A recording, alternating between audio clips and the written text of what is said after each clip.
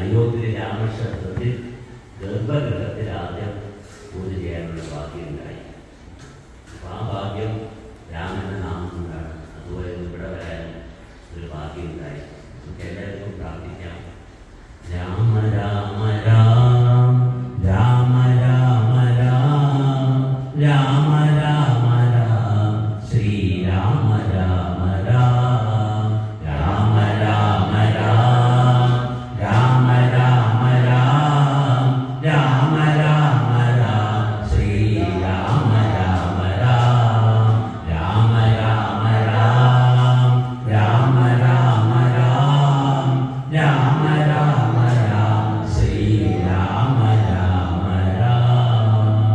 സർവപ്രനാമ സങ്കീർത്തനം ഗോവിന്ദ ഗോവിന്ദ. ഗുരുബ്രഹ്മാ ഗുരുവിഷ്ണു ഗുരുദേവോ മഹേശ്വര ഗുരു സാക്ഷാൽ പരബ്രഹ്മ തസ്മൈ ശ്രീ ഗുരവേ നമഃ.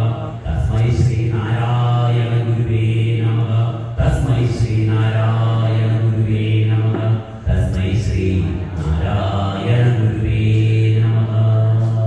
ഓം ശാന്തി ശാന്തി ശാന്തി.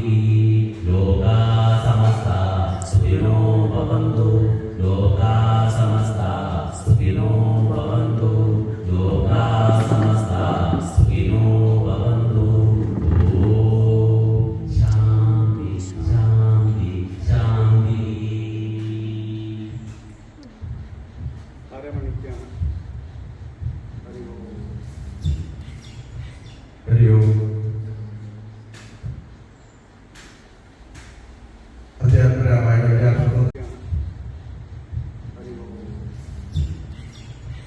ഹരിയോ അധ്യാത്മരാമായ ഇപ്പുറത്തേക്ക് വാ. ആയിട്ട് ഇപ്പുറത്തേക്ക് ജയ രാം ജയ ജയ രാം ശ്രീരാം ജയ രാം ജയ ജയ രാം ശ്രീരാം ജയ രാം ജയ ജയ രാം. ഒരുപാട് ആളുകൾക്ക് ജലം, അന്നം, കോവിഡ് സമയത്ത് ലക്ഷക്കണക്കിന് ആളുകൾക്കാണ് അന്നദാനം ഇപ്പോഴും കൊടുത്തുകൊണ്ടിരിക്കുന്നു. അതുപോലെ ജലം കൊടുക്കുന്നു. ഒരു മനുഷ്യൻ്റെ ജീവിതത്തിൽ എന്തെല്ലാം ആവശ്യമുണ്ടോ അതെല്ലാം ആ മഠത്തിലൂടെ സ്വാമി ചെയ്തുകൊണ്ടിരിക്കുകയാണ്. വലിയ കാരുണ്യ പ്രവർത്തനമാണ് അദ്ദേഹം ചെയ്തുകൊണ്ടിരിക്കുന്നത്. അതുകൊണ്ട് തന്നെയാണ് ഞാൻ അവിടെ പോയത്. അത് നേരിട്ട് കാണാൻ എനിക്ക് ഭാഗ്യമുണ്ടായി. അവരുടെ പാരമ്പര്യമായിട്ടുള്ള ഒരു ഹോസ്പിറ്റലൊക്കെ അവിടെ കാണാൻ കഴിഞ്ഞു. നേരത്തെ തന്നെ അച്ഛനുമൊക്കെ ഒരു ഹോസ്പിറ്റൽ നടത്തിക്കൊണ്ടിരിക്കുന്ന പൂർവികരാണ് അവർക്കുള്ളത്. പാരമ്പര്യമായി നല്ല ഒരു ഏക്കർ കണക്കിനകത്തൊരു മഠമാണ്. അവിടുന്ന് പോരാൻ സത്യത്തിലേക്ക് താല്പര്യം ഉണ്ടായിരുന്നില്ല. സ്വാമി ഓടിക്കാതെ പോകുന്നതേ ഉള്ളൂ. അങ്ങനത്തെ അവിടെ ഇതോളാണ്. സ്വാമി എപ്പോഴും അവിടെ ഉണ്ടാവില്ല. എപ്പോഴെങ്കിലും ഒക്കെ പോയി താമസിക്കണമെന്ന് എനിക്ക് ആഗ്രഹമുണ്ട്. എനിക്കുണ്ട്. തീർച്ചയായും നമ്മൾ ചെന്നാൽ വലിയ നല്ല സ്വീകരണമാണ്. അതായത് ഒരാളെന്നില്ല, വലുതും ചെറുതുമില്ല, എല്ലാവരെയും ഒരുപോലെ എന്ന രീതിയിൽ സ്വീകരിക്കും. അതാണ് ഏറ്റവും വലിയ പ്രത്യേകത. എല്ലാ മനുഷ്യർക്കും സ്നേഹം പകരുക എന്നുള്ളതാണ് ദേശങ്ങളുടെ പ്രത്യേകത. അത് ചെയ്യാൻ കഴിയുന്ന നല്ല പുണ്യമായിട്ടാണ് ഞാൻ ദീർഘായുഷ്മാൻ ഭവൻ എല്ലാവരും മൈക്കോട്ടോ. നിർമ്മലാത്മാക്കളായുള്ള ഭക്തന്മാർക്ക് സമ്യക് പ്രബോധമുണ്ടാം എന്നു ചൊല്ലുന്നു.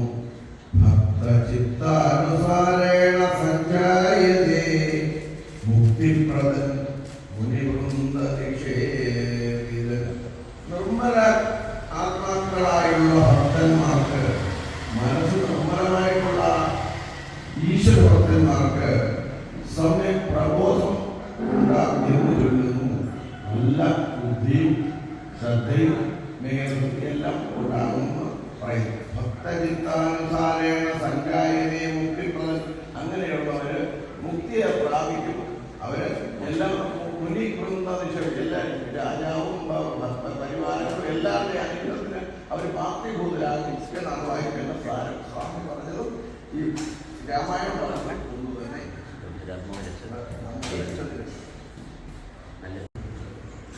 ഗുരുവായി ഇരുന്ന് പ്രവർത്തിക്കുന്ന ഒരാൾ ഇവിടെ വരണമെന്ന് നിങ്ങൾക്ക് രാമന്റെ ക്ഷേത്രത്തിൽ ആദ്യമായി കയറി ആരതി പൂജയിൽ സമർപ്പിക്കാൻ കഴിഞ്ഞുവെങ്കിൽ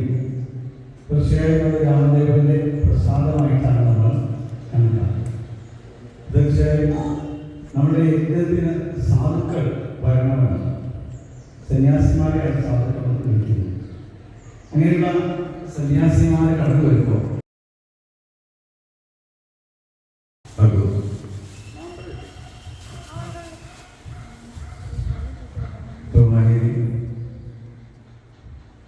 ഇന്ന്